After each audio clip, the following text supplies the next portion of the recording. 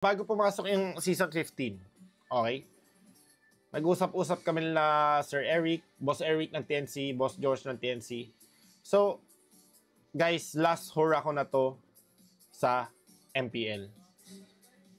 Ito ang sasabihin mo yun, pagkatapos na, hindi na ako gagawa ng video, hindi na ako magpo-post, yung mag-clip, pagkakitaan nyo na lahat-lahat. Kaya ako binili si Yahweh ng 3.5 million sa Team Liquid at pinauwi ko dito sa Pilipinas kasi gusto kong makita maglago si Rene J pati si Yahweh sa MPL. Ayun yung last wish ko. Yes, gumastos ako. Pero for my own happiness naman yun. Gusto ko sila makita maglaban.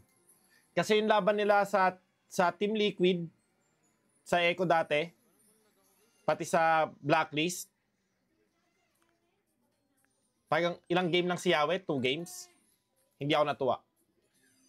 So you know what? Binili ko si Yahweh. Pinalago ko sa TNC. Tapos nagkita na sila. So, thank you sa akin guys, ito thank you so much kay Boss Eric sa TNC.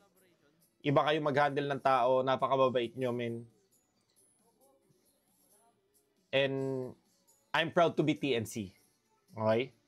I'm proud, men. I'm proud. Ibang klase kayo.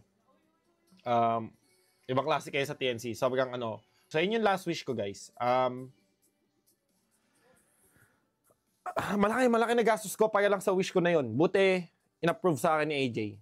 Sabi ko, bibilas ko na to sa MPL. After neto, move on na tayo sa buhay.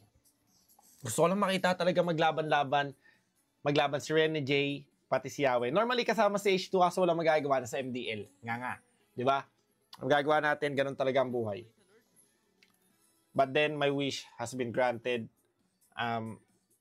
Mahal yung wish na yun, guys. Sobrang mahal nun. Worth it naman, boss. Di para sa'yo, sobrang worth it, man.